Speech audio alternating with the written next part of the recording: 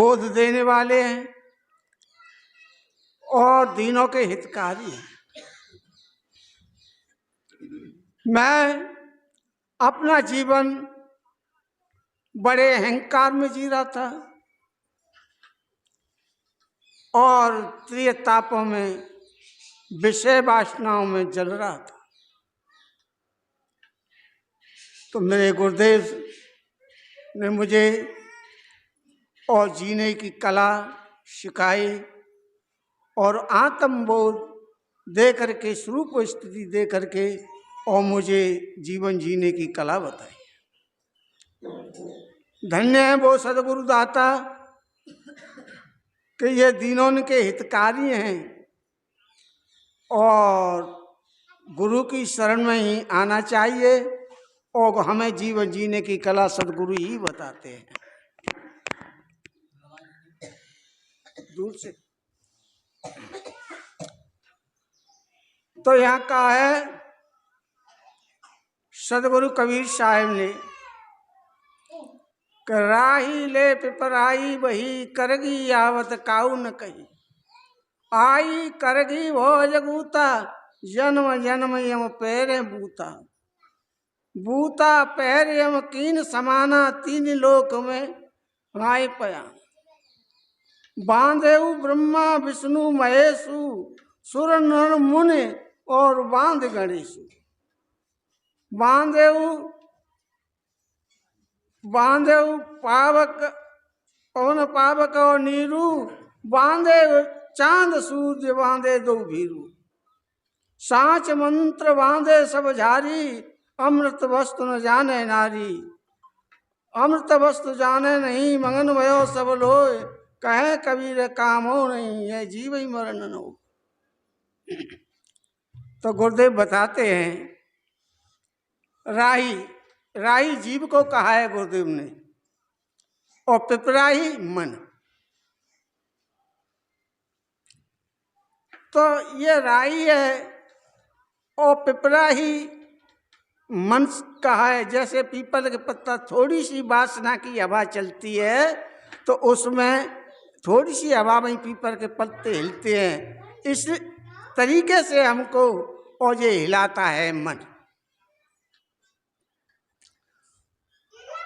ले पिपराही करगी, अब माया इसको जीव को बहा ले जाती है। और यम कहा है, मन को ही यम कहा है। चाहे करगी कोई बाढ़ से कहो या कर से जो किया हो कोई कार्य उससे करगी कहो, मगर संतों ने तो इस माया को ही करगी कहा है। जो बंधन है अपना, ये माया का बंधन है, उसी को करगी कहा है। करगी माया है। तो बांधेऊ ब्रह्मा विष्णु महेशु, ये ब्रह्मा विष्णु महेश, ये वाणी अगर इनके चरतों की तरफ देखा जाए तो चरत इनका धूमिल है और ये वाणी के जाल में बंधे हुए हैं, ये भी बंधे हैं, वाणी से नहीं छूटे। और तीन लोग हैं, वो हैं तीन लोग, रजोगुण तमोगुण और सतोगुण। तमोगुणी और रजोगुणी लोग तो बंधे ही हैं, मगर सतोगुणी भी जी बंधा हुआ है। वो क्यों? कि वो स्वरूप स्थिति में आकर के रोड़ा लगाता है, आड़ा पड़ जाता है उसमें, वो स्वरूप स्थिति से दूर है, इसलिए वो भी भूला है, वो भी अपने बंधाए कर्म कांडों में बंधा हुआ है सतोगुणी जी। अब चांद सूर्य दो भीरू, अब चांद सूर्य जो क्या है वो जड़ हैं, तो ना तो ये मन के आयाम में आ सकते हैं और ना ही इन पे करगी जा सकती है, क्योंकि जड़ से क्या ताल्लुक रहा। तो मन कहीं कहीं सदगुरु ने बताया है कि वेदों में ये चित्रण दिया है कि इनको मनुष्य भी कहा है, मनुष्य का चित्रण दिया है। तो चांद है, चांद का अर्थ है कर्म योगी और सूर्य का है कर्म सन्यासी। तो कर्म करना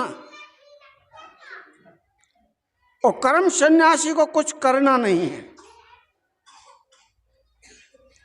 मरे भी कर्म के करने में, कर्म जाल में वो भी बंधे हुए हैं, वे प्रकृति के नियम में बंधे हुए हैं। समय से आना समय से जाना, वो प्रकृति के नियम में बंधे हुए हैं। पवन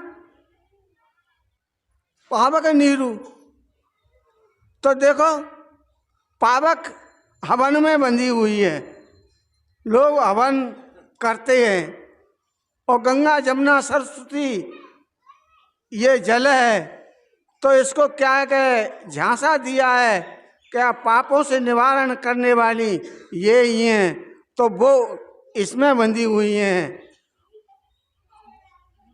और लोग तरह तरह के कर्म कांड करते हैं जो उनमें बंधे हुए हैं, निर्बंध कोई भी नहीं है। मंत्र सांच मंत्र बांधे सब झारी, सांच मंत्र क्या है? जो अपनी ऊर्जा से अपने अंदर से जो शब्द बन गया वो ही मंत्र होता है।